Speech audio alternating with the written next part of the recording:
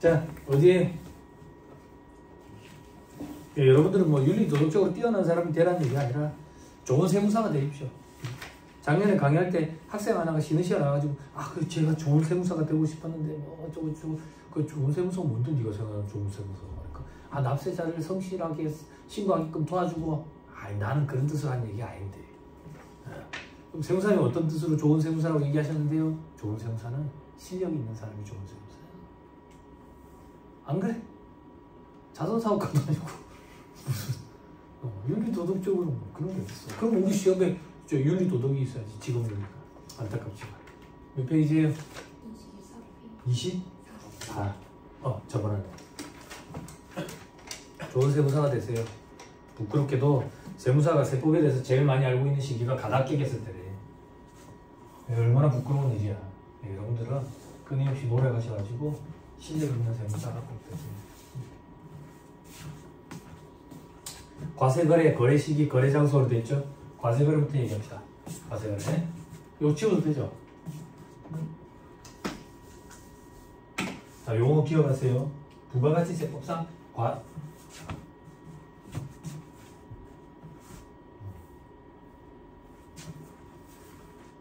자, 부가세법상 과세 대상 거래 이렇게 표현해요. 이 과세 대상 거래에 크게 세 가지가 있다. 재화의 공급, 용의 공급, 재화의 수익. 조교수 선생님, 재화의 공급, 용의 공급. 그럼 재화의 수익 그 밑에 뭐가 와야 아구가 맞아 떨어져요? 용역의 수익. 그지? 근데 용역의 수익은 책에 보니까 X표 돼 있지. 그지? 이 책의 저자가 잘못 썼는데 X표 그렇게 써? 그지? 의미가 있다고 만나고 써가지고 제안했겠어. 상상을 쳤겠어. 용역의 수입에 대해서는 과세를 안 한다는 거 보여주려고 하는 거지. 그럼 용역의 수입은 왜 과세를 안 하냐 이거야. 과세하는 게 합리적이지. 합리적인데 절차상 과세할 수 있는 방법이 없어. 왜냐하면 눈에 안 보이거든. 눈에 안 보이기 때문에 용역을 수입해왔는지 그런 적 없는데 그러면 땡이라고. 그지? 용역의 수입에 대해서는 절차상 과세할 수 있는 방법이 없기 때문에 현재 과세를 안 하고 있는데 조금씩 과세를 해가고 있어요. 간단한 예를 들면 해외 직구하는 거예요. 직구 사이트에서 우리한테 물품 구매를 대행해 주는 거거든. 우리나라 구시청에서 과세하고 있습니다. 그리고 어플리케이션 하는 거 있지. 조기생 어플리케이션 달러로 된 거 결제해봤어요? 진짜? 조기생 나이가 어떻게 돼요? 26. 야, 20대는 달러 어플리케이션 그것도 결제를 하네. 앞에 3자. 언니 달러로 된 거 결제해봤어요? 뒤로 가기지. 뒤로 가기. 아니 나는 달러가 아니더라도 뒤로 가기.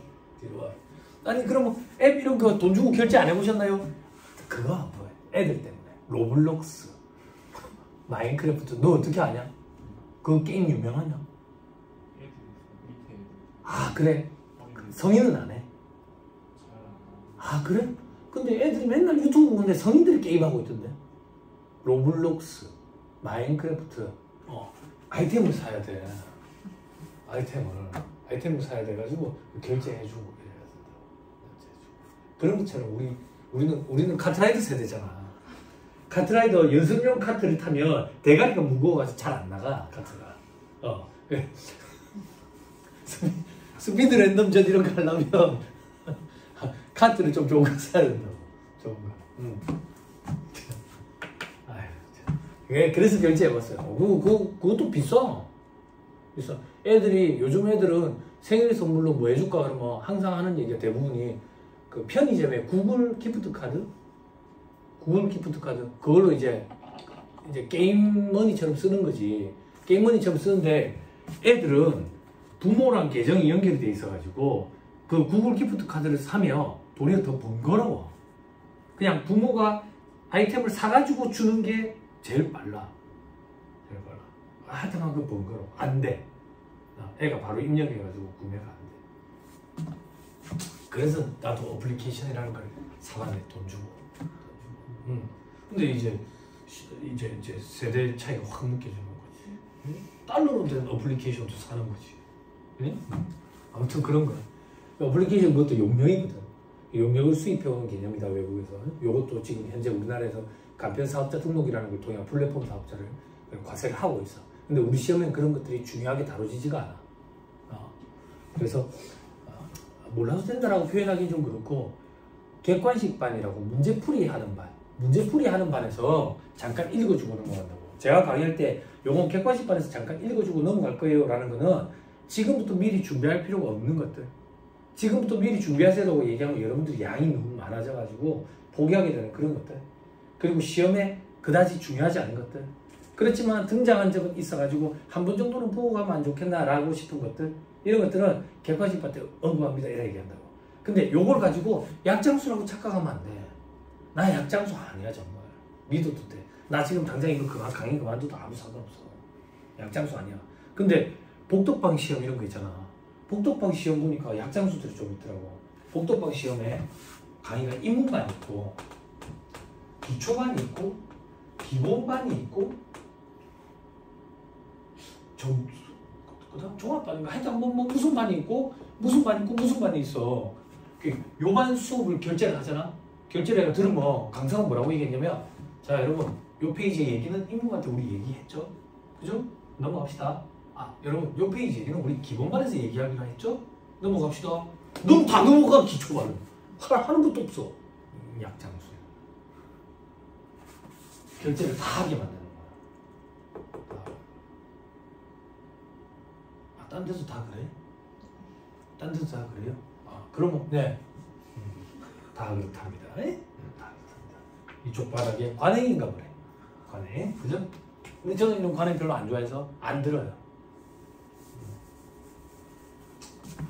제가 아까 말씀드린 거 객관식반에서 이건 합니다라는 거는 그 반을 결제하게끔 하려고 하는 게 아니라 혼자 봐도 되고 나중에 시험 되기 전에, 그리고 여러분들이 읽는 거랑 제가 읽어주는 거랑 느낌이 좀 다르거든. 세법 조문이 소련말이라서 그런 차원에서 하는 거지, 시험에 나오는 건데 결제하게끔 하려고 다른 반에서 얘기하는 거라 그렇게는 생각하지 마세요. 그런 마음가짐이고 학원이 그런 입장이었으면 저는 여기랑 같이 안 했을 거예요. 걱정 안 하시면 돼요. 자, 넘어갑니다. 재화의 공급, 용리의 공급, 옆에 보니까 공급하는 사업자가 되겠죠. 그죠? 들어보세요. 숙제 내줬네. 사업자 정의 어떻게 돼요? 암기오래 했잖아. 사업자 정의가 어떻게 돼요? 영리, 목적, 요구, 불문하고. 사람이 몇 명인데 한마디씩만 해도 완성되겠구만. 영리, 목적, 요구, 불문하고. 사업상 이래 하지 말고, 따라가지 말고, 무임승차자 세상에서 제일 싫어해. 사업상 독립적으로 재화나 용역을 공급하는 자, 재화와 용역의 공급, 옆에 사업자. 자, 밑에 재화의 수입은 수입하는 자가 사업자인지 요구 불문한댔지. 이유가 뭔데? 한마디만 딱 하면 된댔지. 이유가 뭔데? 소비지구 과세원칙에 입각했기 때문에. 됐죠? 여러분, 잔소리 조금만 더 할게요. 소름 돋는 얘기. 지금 제가 뭘 물어봤을 때 대답을 하는 사람이 있고 대답을 못하는 사람이 있잖아. 이 학원의 특징이 뭐냐면, 일단 뭐 팔이 들어간다. 이 학원의 특징이 뭐냐면, 대답을 못하는 사람들이 대답하는 사람들 보면서 와 이렇게 하거든. 근데 이게 잘못된 거야. 뭐가 잘못됐는데? 우화가 아니라 나는 왜 안 되지라고 머리를 짓뜯어야지. 그지? 근데 소름 돋는 얘기는 뭔데? 벌써 편차가 갈린다는 얘기거든. 이제 수업 한 번 했는데 이 편차가 장담하는데 시험 끝날 때까지 절대 좁혀지지 않아요. 더 벌어지면 더 벌어지지. 정말이라고. 정말. 이 바닥은 한 번이라도 더 본 사람이 무조건 잘하기 때문에 이 편차가 자꾸 더 벌어져. 더 벌어진다고. 이 사람이 지금 10회도 간 상태고 이 사람은 1회도 간 상태야. 똑같이 10시간이 주어지면 이 사람은 한 2, 3회도 간다고. 이 사람은 1회도 또 채 못하고.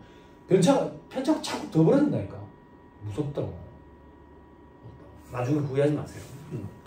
자, 그 다음 오른쪽에 이제 과세방식 돼 있죠. 과세방식. 속지주의라는 표현이 있죠. 그 밑에 카드 보니까 두 번째 줄에 속인주의 이런 표현이 있죠. 잘 봐봐. 카드라에 속지주의, 속인주의라는 표현은 세법에 있는 표현이 아니야. 세법에 있는 표현이 아니고 이 바닥에 있는 강사들이 여러분들의 이해를 돕기 위해서 만든 표현이야. 만든 표현. 그러면 이 바닥에서는 속지주의라는 표현이 어떤 의미로 통용이 되는지 그걸 이해를 해야 돼. 그죠? 자, 밑에 별표시 1에 대한민국 주권이 미치는 국내에서 공급한 것만 과세하는 주의. 그러니까 우리나라 주권이 미치는 범위 내에서만 우리나라 국세청에서 과세하겠다 그 얘기야. 그럼 우리나라 주권이 미치는 범위가 아니면 저거 나라에서 과세하겠지. 그 얘기라고. 그걸 요 바닥에 있는 강사들이 속지주의라는 표현을 만들었다 그 얘기야. 됐어요? 됐죠? 다만 다음에 그래도 국내에서 공급된 것으로 보아가지고 과세를 하겠대. 그러니까 국내에서 이루어진 걸 보니까 우리나라 국세청에서 과세하겠다 그 얘기야. 됐죠? 다만 영세율로 과세를 하겠대. 어떤 건데? 동그라미 1번. 우리나라 국적의 항공기 선박에서 이루어지는 거래. 비행기 안에서 거래가 이루어진대. 라면 끓여주고 뭐 돈 받고 이러는 거. 됐죠? 비행기 안인데 지금 태평양 한가운데를 지나가고 있거든. 그럼 우리나라 주권이 미치는 범위가 아니잖아.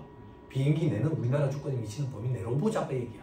그래서 우리나라에서 과세하되 외화벌이를 해올 수 있으니까 영세율로 과세하겠다. 됐죠? 그 얘기예요. 자, 그리고 동그라미 이번에 국내 사업장에서 계약과 대가 수령이 이루어지는 중개무역 방식의 수출. 손가락 잠깐만 끼고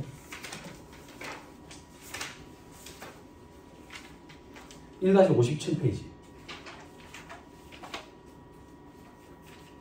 조교 선생님 제목 읽어주세요.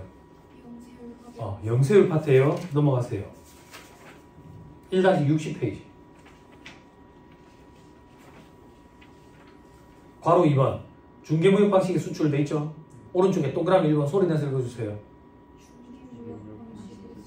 됐죠? 그 위에 줄 소리 내서 읽어주세요. 됐죠? 우리 지금 이 파트는 영세율 파트라고. 영세율 적용해준다 그 얘기야. 됐죠? 자, 이건 뭔데? 그 얘기야. 봐봐, 심판. 미국. 중국 해도 되겠나? 중국 갈등이 너무 심하네. 근데 이게 무섭지. 그 언론에서 이제 분석하는 거 보니까 일부러 관세 전쟁을 펼치려고 이런 게 한 거 아닌가? 저기를 길들이기 위해서 이런 말도 있지. 그지? 기축통화 패권 때문에 이런 말도 있지. 그지? 달러가 기축통화잖아. 그지? 그게 카운트라고 왜? 위안화가 기축통화 하려고 움직임이 있었지. 언제부터 있었는데? 내가 중국에 살 때부터 있었다. 2007년부터. 그때부터 위안화를 기축통화로 만들 거라는 움직임이 있었는데 쉽지 않지. 쉽지 않지. 아무튼 우리는 뭘 할 거냐면 중국에서 물건을 사다가 미국으로 보낼 거야. 이렇게 팔 거라고. 5%상이야. 5%. 어? 그럼 중국에서 내는 물건을 수입해다가 그지? 미국으로 수출할 거 아니야. 수수료가 너무 드는 거야. 운반비도 많이 들고 보관료도 들고 관세도 들고. 그래서 좋은 방법이 없을까라고 생각한 후에 이렇게 하면 되겠다. 중국이랑 계약을 하고 미국이랑 계약을 하고 물건은 중국에서 바로 미국으로 쏴주러 하면 되겠다. 여기까지 됐어요? 됐나요? 그럼 우리나라를 거쳐요? 안 거쳐요? 안 거치죠? 그럼 우리나라 주권이 미치는 범위 내에 있어요? 없어요? 없죠? 그럼 우리나라에서 과세권이 있어요? 없어요? 없죠? 없으면 영세율을 적용해 줄 수가 없어. 우리나라 과세권이 미치지 않기 때문에. 영세율은 수출하는 기업체들을 지원하기 위한 혜택이 있다고. 그지? 그래서 이런 업체들을 지원해 주기 위해서 조건 하나 든 거야. 국내에서 계약과 대가 수령을 해라. 그러면 우리나라 주권이 미치는 범위 내에서 이루어진 거래로 봐가지고 요 거래를 영세율을 적용해 줄게 그 얘기야. 그럼 매입세액이 환급이 되니까. 됐죠? 요게 중개무역 방식의 수출이에요. 됐나요? 됐죠? 돌아오세요. 자, 그 다음 속인주의는 도대체 어떤 표현으로 쓰이느냐. 밑에 별표시 2번 속인 할 때 인. 학생들 이거 뒤에도 학생이라 했어요. 직장인? 미안해. 맞다. 외계인 오면 조심해야 된대. 그 사람이었구나. 그치? 왜? 이것도 외계인이 오면 조심해야 되는 거 아니? 아니 결혼할 수도 있죠. 나중에 분이 막아주겠는데. 외계인은 몇 분이 막아주겠는데. 외계인은 빨리 결혼을 하였어야지. 결혼 애찾는 자. 결혼 애찾는 자. 좋아. 집에 가면 말할 사람도 있고. 혼자서 오래 살면 거울 보고 말도 던지고 이런다. 아침에 출근할 때 텔레비 켜놔놓고 나가고 신발도 여러 개 깔아놔보고 전기세 나가는 거 아깝지 않고 불 켜놓고 나가고 그 집에 결혼하면 말할 사람도 있고 막 이렇다. 안에서 북적북적 들리는 소리도 막 문 앞에 탁 서는데 안에 이제 인기척이 막 느껴지는 거지. 근데 이제 비밀번호를 누르는데 문을 안 열리고 있지.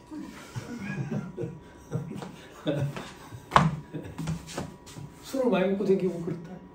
비밀번호가 바뀌었나?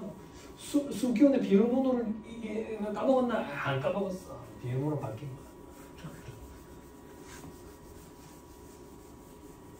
제가 그렇다는 얘기가 아니에요. 저는 남 얘기를 제 얘기처럼 하는 그런 능력이 있어요. 여러분들과 반대죠. 여러분들은 본인 얘기를 남 얘기처럼 할 수 있는 능력이 있죠. 농담입니다. 자, 학생들 이거 요즘에는 학생들은 한자에 대해서 크게 관심이 없더라. 한글화 작업 이런 걸 많이 해가지고. 근데 제가 학생 시절 때는 우리나라가 이제 한자 문화권에 있다 보니까 한자 수업이 꼭 있었거든. 꼭 있었고 제가 회사 입사할 때는 우리나라에 한자 열풍이 불어가지고 한자 시험도 보고 들어갔어. 필기 시험으로. 서울대 때문에 난리가 나가지고 삼성부터 시작한 한자 시험을 다 봤었어. 그랬었는데 그래서 이 책에 보면 한자가 조금씩 등장을 해. 한글화 작업한다고 해서 언어 순화 작업한다고 자꾸 바꾸고 있지만 그래도 어쩔 수 없어. 한자가 좀 많이 등장을 해. 독해력이 차이가 발생해. 그래서 저는 애들 조기교육하는 거 별로 안 좋아하거든요. 우리나라 말도 아직 잘 못하는데 무슨 영어예요. 그래서 근데 한자는 가르치고 있어요. 우리나라에서 살려면 어쩔 수 없더라고. 책을 읽는 속도랑 이해 능력이 달라. 한자를 좀 해놔. 자, 그래서 이게 사람 인자예요. 요게 이제 길이가 여기가 긴 거예요. 여기가 길어. 여기가 길어. 여기가 길면 다른 얘기가 돼. 들어온다는 얘기야. 여기 이제 국자 이게 붙으면 이제 요거는 인구라는 얘기고 요거는 입구라는 얘기거든. 됐어요?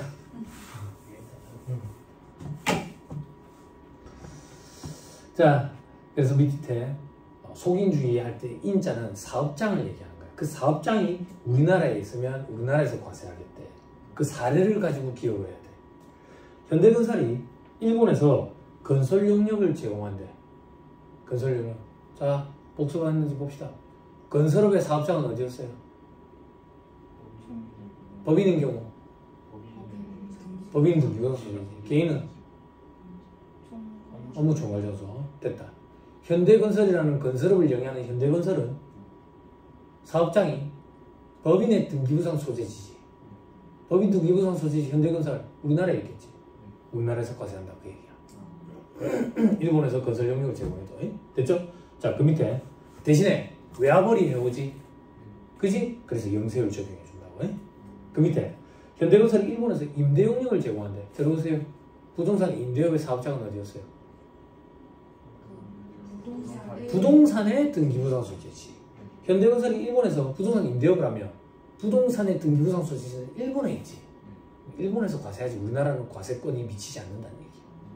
요렇게 따지는 걸 이 바닥에서 속인주의라는 표현을 그냥 쓴다 그 얘기라고. 무슨 말인지 이해했어요? 됐죠? 입도 안 하고 발에 들어간다니까. 아, 원래 입을 이러고 있어 다들. 집에 어딘데? 어디서 출발했어요? 서면에서 몸만 와 있으면 안 돼. 정신도 데리고 왔어야 될 거 아니냐고. 정신은 집에 놔두고 몸만 와 있으면 어떻게 하냐고. 아니 여기 동수가 있어. 이 조교 선생님 몸만 한 게 아니야. 내가 눈이 사시야. 딴 데를 보고 있는 거라고 지금. 삐기만. 쉬는 시간 반시간 가서 눈만 안 돼. 인터넷 잘해요 혹시? 미안해요 사과할게. 악플 이런 거 올리지 마. 악플 외모비하 이런 거 좀 올리지 마. 우리 와이프 엄청 속상해한다고. 됐죠? 정신 똑바로 차리고. 됐죠? 자, 그 밑에 위로 올라갑시다. 자, 별표시 3이 어디 달렸는지 빨리 찾아보세요. 됐죠? 자, 밑으로 내려오세요. 자, 절차상 과세 불가하니까. 됐죠? 근데 옆에 줄 치지 마세요. 대리납부제도 이런 거 있죠? 그죠? 이 책의 제일 마지막 파트에 절차 규정할 때 얘기해 줄 거예요.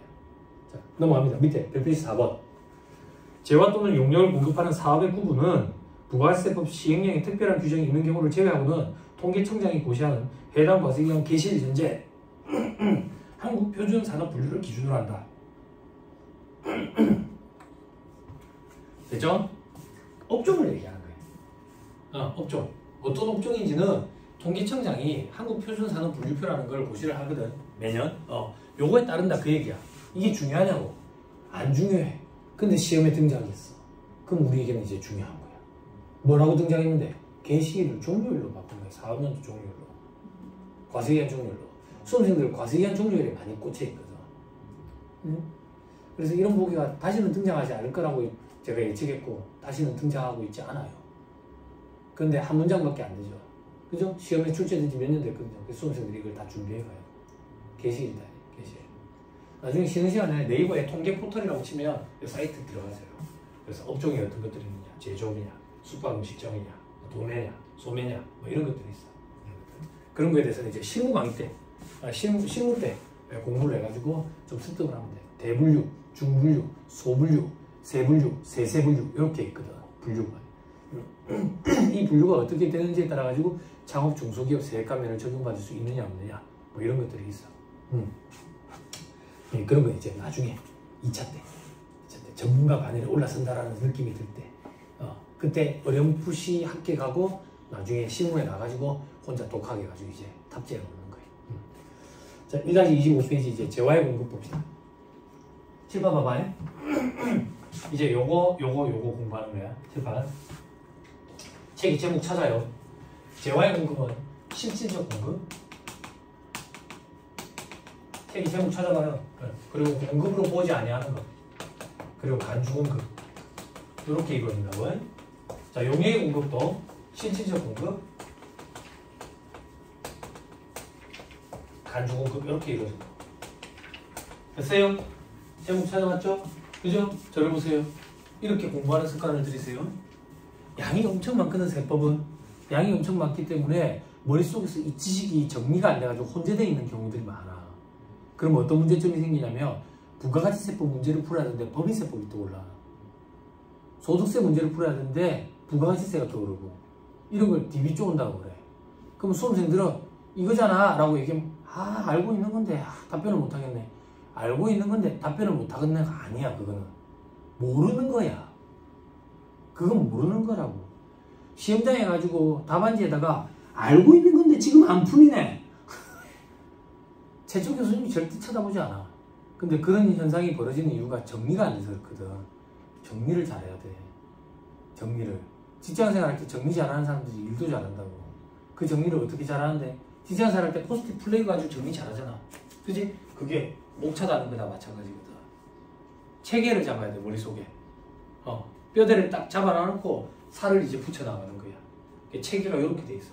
법조문 체계가 이렇게 돼 있고 실무서적도 다 이런 체계로 실무서적이 기술이 돼 있어. 수험생도 그렇고. 됐죠?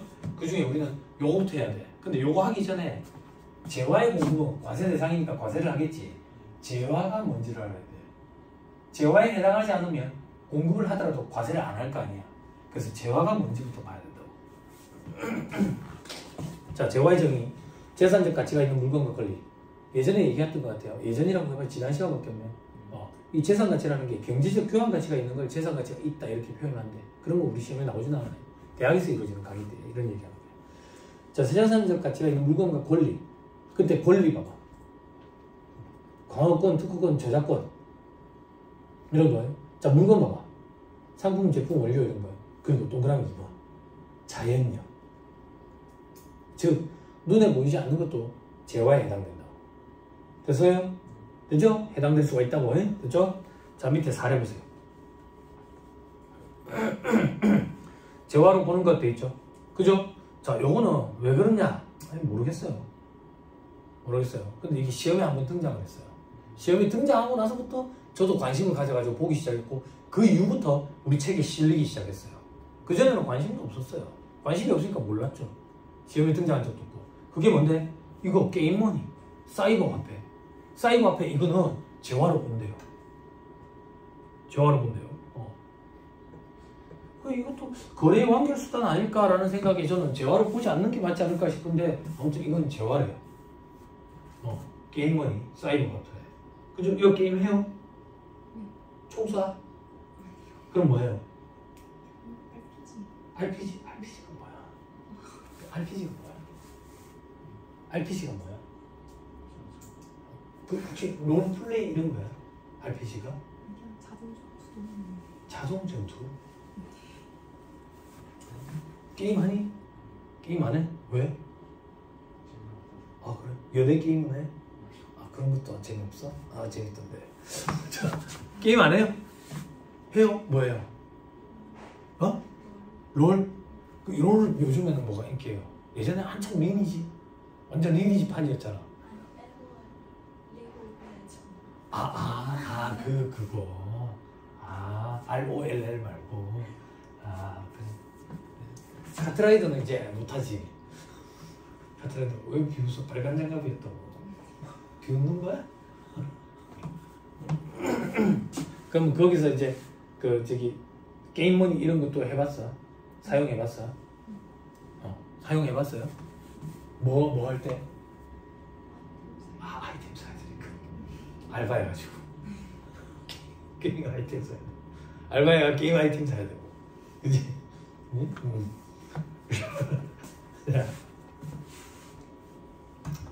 저는 대학 다닐 때 게임방을 언제 이용했냐면 이제 택시비가 없을 때. 택시비가 없을 때 그냥 게임방에 그냥 앉아가 자는 거지. 아침까지. 그랬던 기억이 나는데. 그럼 아침에 이제 친구들 와가지고 이제 깨우는 거지. 수업 들어가자. 아무튼 이 게임머니 사이버 화폐는 재화가 맞답니다. 암기하세요. 됐죠? 그럼 이제 원리 원칙 보자. 자, 동그라미 2번. 재화로 보지 않는 거. 수표, 상부권, 지분주권, 재무주권. 지분주권 주식을 얘기하는 거야. 재무주권은 사채를 얘기하는 거다. 출자지분은 뭡니까? 회사의 형태가 여러 가지인데 그 회사의 형태의 지분을 갖고 있는데 주식회사의 지분은 주식이라고 해. 나머지는 다 출자지분 이렇게 표현하고 그냥 그렇게 생각하면 돼. 주주냐 사원이냐 뭐 이렇게 얘기하는데 용어의 차이지 똑같은 거다 이렇게 생각하면 된다고. 아무튼 수표, 상부권, 지분주권, 재무주권 이거를 부가세법에서는 재화로 보지 않아. 왜 재화로 보지 않는데 거래의 완결수단으로 본다고. 그게 무슨 말인데 수표를 사고 팔았다. 돈을 주고 돈을 받았다. 돈을 받고 돈을 줬다. 부가가치가 상실되는 그런 거래가 아니라고 보는 거예요. 그런데 게임머니도 왜 재화인지 저도 좀 의문이에요. 근데 재화래요. 됐죠? 수표, 상부권, 지분주권, 재무주권은 거래 완결 수단이기 때문에 재화로 보잖아. 상부권에 대해서는 회계 시간을 공부했을 거예요. 됐죠? 상부권 회계 처리 공부했죠? 선수금 잡아놓는 거. 국제기준은 계약 구체로 잡잖아. 나중에 상부권 할인액을 뭘로 대체시켜요? 공부했다며. 거짓말 한 거야? 매출 레너리 처리하죠. 그죠? 쉬는 시간이 시간이 어디 있어요? 그죠? 재무회계 체표 봐야 되겠네. 자, 그 밑에 채권, 담보, 무담보 채권의 양도. 됐죠? 이런 것도 다 돈으로 보기 때문에 재화가 아니다. 그리고 담보는 뭔데? 맡겨놓은 거야. 판 게 아니라고. 됐죠? 자, 그리고 세 번째 점에 모바일 쿠폰. 모바일 쿠폰은 상품권이라서 재화로 보지 않는데 그게 저는 좀 애매하더라고요. 모바일 쿠폰이랑 사이버 화폐 게임머니랑 무슨 차이가 있을까 이런 생각이 좀 들던데 아무튼 시험에 게임머니가 등장한 적이 있으니까 암겨버리세요. 자, 그 밑에 비트코인 이것도 재화로 보지 않겠대. 됐죠? 자, 그 밑에 이제 재화의 실질적 공급 여기서부터 합시다. 실질적 공급 됐죠? 자, 계약상, 법률상 모든 원인에 따라 재화를 인도, 양도하는 걸 실질적 공급이라고 해. 계약상, 법률상. 그죠? 됐죠? 그럼 밑에 표를 봐봐. 매매 계약, 가공 계약, 교환 계약. 그러면 그 다음은 법률상 원인이겠지. 그죠? 그죠? 자, 하나씩 보자. 매매계약. 현금 판매, 외상 판매, 할부 판매, 장기할 판매, 족구부 판매, 기한부 위탁, 그 밖에 매매계약에 따른 재화의 인도 양도, 재화의 실질적 공급. 자, 그 밑에 가공계약. 가공계약. 또 그럼 2번. 자기가 주요 자재를 전혀 부담하지 않고, 즉 순수하게 가공만 해주고 돈 받기로 했어. 요거는 용역의 공급이야.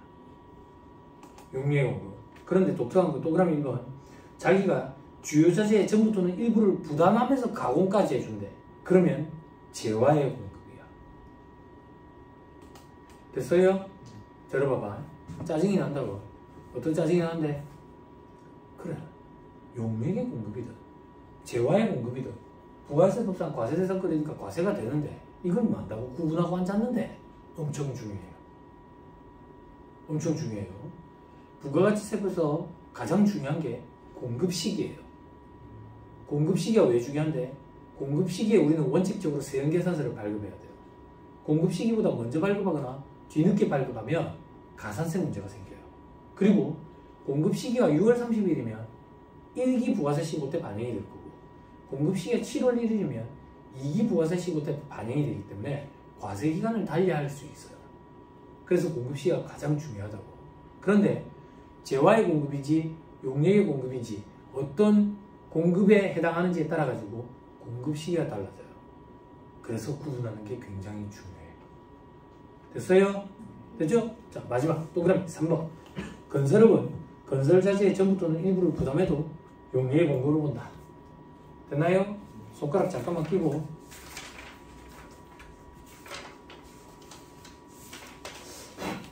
(1-38페이지)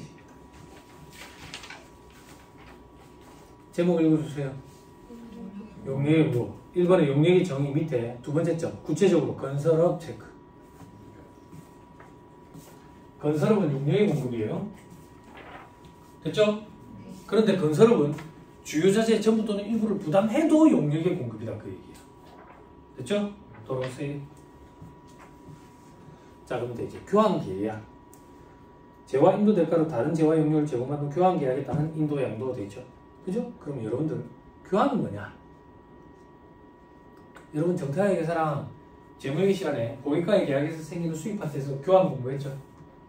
유무형자산의 교환 공부했죠? 그죠? 안 했죠? 했죠? 안 했죠? 괜찮아. 원래 수험생들은 해마다 똑같아. 해도 안 했고 안 해도 안 했고 무슨 얘기를 하든 처음 듣는 듯한 표정을 짓고 그런 게 이제 해마다 똑같다고. 자, 저는 이 물건을 파는 사람이야. 이 물건을 파는 사람이야. 이 물건을 팔았어. 자, 조 교수님 내한테 뭘 줘야 돼? 돈을 줘야지. 근데 돈 말고 이걸 줬다고. 이게 교환이야. 금전 외의 대가를 받는 거. 이게 교환이라고. 교환. 여러분들이 공부한 재무회계 영역에서는 교환이 어떤 의미가 있느냐? 나는 이걸 판매하는 사람이거든. 근데 금전 외의 대가 이걸 받았다고. 이걸 받았을 때 나 이거 준 거 수익을 발생시키는 거래냐 아니냐 이거야. 그게 무슨 말인데? 매출이냐 아니냐 이거야. 그게 무슨 말인데? 물건을 판 거냐 아니면 맡겨놓은 거냐 이거야. 요게 여러분들이 공부하는 회계에서 수익, 고객과의 계약에서 생기는 수익 파트에서 중요한 거. 그리고 유무형 자산의 교환은 뭔데? 내가 주고 저걸 받아왔지. 교환으로 취득한 저 자산의 취득원가를 얼마로 잡을 거냐 이거야. 제공한 자산의 공정가치. 상업적 실질이 있는 경우에 없으면 제공한 자산의 자본금액. 그치? 그게 여러분들 회계 영역에서 공부하는 거. 지금 세법으로 다시 돌아올게. 잘 정리해야 돼. 법인세법의 교환이 있고 소득세법의 교환이 있고 부가세법의 교환이 있어. 그 중에 부가세법의 교환이라고 해요. 부가세법에서 교환은 어떤 의미를 갖느냐? 우리 시험에 어떤 게 등장하느냐? 이 교환이 재화의 공급이 맞냐 이거야. 맞으면 부가세를 과세할 거고 아니면 과세를 안 할 거고. 재화의 공급이 맞아. 됐죠?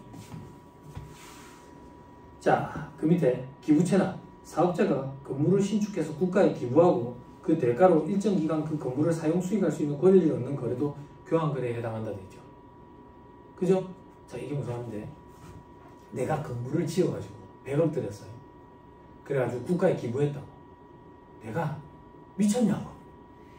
국가에 그걸 그냥 주게. 안 그래? 그지? 국가에서 대가를 받는다. 어떤 대가를 받는데 이 건물에서 장사를 할 수 있는 권리를 취득한다고. 20년 동안. 그러면 내가 대가를 받았는데 돈이 아닌 대가를 받았기 때문에 교환이다 그 얘기야. 또 예를 하나 들어볼게. 내가 고속도로를 하나 건설을 해. 고속도로를 건설을 해가지고 국가에다가 소유권을 넘겨주려 했대. 그 미쳤냐고. 돈을 그래 들여가지고 조건이 있어. 어떤 조건이? 국가에서 나 이 고속도로 통해서 20년 동안 토요일 받을 수 있는 권리를 주겠대. 권리를. 이런 게 기부채납이에요. 그럼 기부채납은 기부한 게 아니야. 공짜로 준 게 아니라고. 대가를 받은 교환인 거야. 그래서 이것도 부가세가 과세된다고 얘기야. 됐어요? 됐어? 자, 다음 페이지. 소비대차 거래를 있겠죠. 소비대차 거래. 상품, 제품, 원재료 등 재화를 차용해서 사용 소비하고 동종, 이종의 재화를 반환하는 소비대차의 경우가 있죠. 들어봐봐. 소비대차 거래. 내가 이걸 빌려줬다고. 그럼 이 사람은 나한테서 빌려서 쓴 거지. 차용해서 사용했다고. 그리고 이 사람은 얘한테 갚아야 될 거 아니야? 갚을 때 똑같은 걸로 갚았대. 동종으로. 혹은 요걸로 갚았대. 이종으로. 뭐든 상관없이 각각 다 재화의 공급이라고. 각각 다 재화의 공급이라는 얘기가 무슨 말입니까? 들어봐. 내가 이 사람한테 이거 준 거 판 거라고. 재화의 공급. 이 사람은 내한테 이거 준 거 판 거라고. 이 사람도 재화의 공급. 소비대차 거래. 동종이든 이종이든 상관없이 각각 다 재화의 공급이에요. 그럼 여러분들은 상식적으로 여태까지 생각했던 거랑 좀 다르지? 이 사람이 빌려 쓰고 다시 돌려줬는데 부가세 공세는 각각 다 재화의 공급이에요. 됐죠? 됐죠? 아니 그러면 여기 그런 사람도 있거든. 세무사님 이게 이해가 안 됩니다. 상식적으로 이해가 안 됩니다. 이해를 바라고 하는 소리가 아니에요. 누가 여러분들한테 이해하라고 그랬어요? 그죠? 여러분들이 이해를 못하는 거만. 여러분들 사전 지식 수준이 낮아서 그런 거예요. 그죠? 세법이 그렇다라고 얘기를 하잖아. 그지? 근데 이걸 해마다 따져 묻는 애들이 있어. 진짜 강의할 때 피곤하다고. 극한 직업이야. 극한 직업. 그지? 그런 사람은 떨어지면 되는 거야. 그지? 그걸 막 불만을 가져. 그런 불만은 내한테 전화하지 말고 기획재정부에 전화를 해. 나는 아무 힘도 없어. 나는 이 책 읽어주는 남자라고. 기획재정부에 전화하면 안 받을 거야. 그지? 그런 애들이 공부를 못하는 애들이라고. 이게 단순 호기심의 차원을 넘어서는 거지. 그럼 내가 항상 하는 얘기가 세법은 합리적인 거랑은 거리가 멀어. 그런 거 아니야. 합리적인 건 회계라고. 그래서 회계는 합리적으로 최선을 다해서 추정하도록 되어 있지. 최선의 추정치 이런 표현이 나오잖아. 그러니까 그 사람 방법도 합리적으로 추정을 해서 선택을 하래. 세법은 그런 게 없어. 조교 선생님 언제부터 조교 선생님 했어요? 1월부터? 그런 건 모르겠네요. 여기 언니들 지장산 해봤죠? 연말자산 해봤어요? 연말자산 가족 있죠? 부양가족 기본공제 대상자라고 표현하죠. 기본공제 대상 가족 한 명당 소득공제 얼마 해줘요? 인적공제 150만 원 해주죠. 왜 150만 원이에요? 그런 게 없어. 세법은 그냥 150만 원이야. 보험료 세액공제 12% 15% 해주거든. 왜 그런데요? 왜가 없어. 그냥 그래. 그걸 자꾸 왜 그럴까? 왜가 없는데 왜 그럴까라는 생각을 하니까 이 바닥에서 10년씩 있는 거예요. 그런 애들 보면 되게 한다고. 여러분들이 그런 사람이 되면 안 돼. 미리부터 잔소리하는 거야. 그럴 가능성은 누구에게나 다 농후하다고. 조심해야 돼. 그런 말도 안 되는 호기심이 여러분들을 이 바닥에 10년씩 붙잡아 놓는다. 맞다잖아. 이거 어디서 하는 소리야? 10시 하는 소리야? 여러분들 아니야? 10시 됐으니까 좀 쉬어라 이거. 저한테 눈치 주려고. 응? 미워서 더 할 거예요. 자, 그 밑에 예외. 이건 보지 마세요. 2차 때 여러분들 개별 소비세 보면서 공부하면 잠깐 쉬었다가 그 밑에 경매부터 얘기합시다.